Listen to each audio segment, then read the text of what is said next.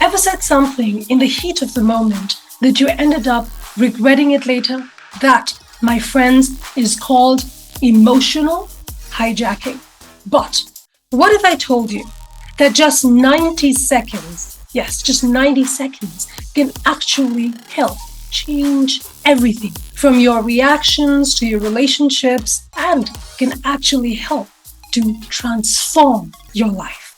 Having emotional intelligence and being able to manage your own emotions are your greatest superpower. But unfortunately, these are the very skills that break down the fastest when you are emotionally triggered.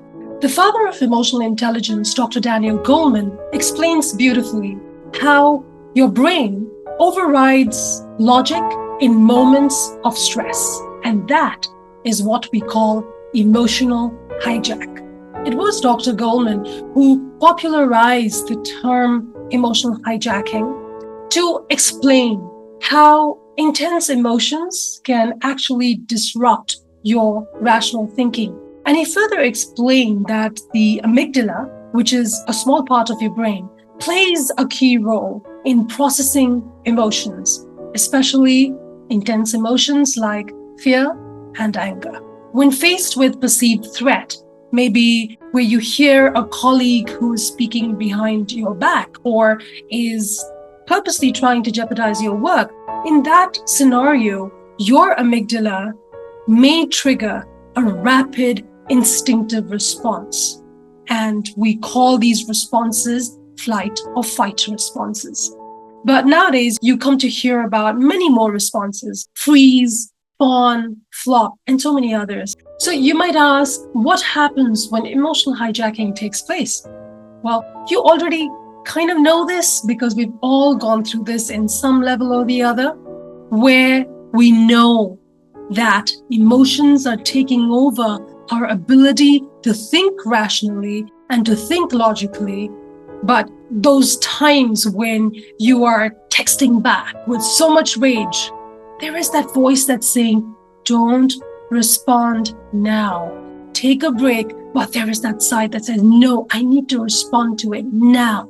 It's about now, now, now. And therefore, what happens is your ability to think rationally goes for a toss. And at that point in time, you are not in the mood to think about all the consequences that can occur based on your impulsive reaction. That is the state of emotional hijacking. But what if I tell you that you can take back control, no matter how emotionally intense person you may be? Well, I know that some of you might be thinking, oh, well, it is so easy for you to say, but when you're in that moment, you actually lose it. Emotional hijacking is real. Absolutely. It is real. And it is difficult. I'm not saying it is easy at all. But what if I tell you that there is just one rule that you need to keep in mind that can actually change the game forever? And that brings me to the 90-second rule. So what is a 90-second rule? For this, we need to thank Dr. Jill Bolte Taylor's findings, because she found that when an emotion is triggered, any form of emotion, the chemical process in the brain lasts for only 90 seconds. That means that when you get angry, it takes 90 seconds for that anger as an emotion to run through your body and then dissipate. It's like a wave that comes into you for 90 seconds and then it subsides after 90 seconds. However, if you find that even after 90 seconds, you are still feeling angry, that means you are choosing to be angry. At that moment, you're continuously playing that incident as a loop, and therefore you are continuously feeling that anger. But now, when you understand that the chemical process in the brain lasts for only 90 seconds, whether that's anger or happiness, I'd rather say that if you want to play something in a loop, might as well play the happy emotions and not the negative ones. And so Now, maybe it is time to count to 90 and not just 10. The key point is this, that you always have a choice. You always have a choice to let that emotion go through you as a wave and then subside, or ride it into chaos. So as a visual reference, think about a matchstick. You burn one matchstick. That matchstick lasts for 90 seconds. It's burning. But until you add another matchstick, you know very well that that matchstick is going to burn out anyway. So this visual reference can really help you during that 90 second. Imagine that matchstick burning, let it burn, and be conscious of the fact that you are not adding another matchstick. So what can one do in these 90 seconds? Now, here are 3 simple tools to apply in the 90 seconds. Number 1, label your emotions. You're feeling angry? Label that. Think to yourself, I am feeling angry. You're feeling hurt? I am feeling hurt. You're feeling betrayed? I am feeling betrayed. I am feeling insulted. Whatever the emotion is, voice it in your mind. Because neuroscience says that when you name your emotions, it decreases the intensity of your emotions. And this does not mean that you are suppressing your emotions. You are actually intellectualizing your emotions. In this moment, you're actually choosing to be intelligent with your emotions. You're naming it. So that means you're now shifting the focus from the amygdala to the prefrontal cortex. You're activating your prefrontal cortex. And to be able to consciously do this is your first step to change the game forever. Because it just takes the first try.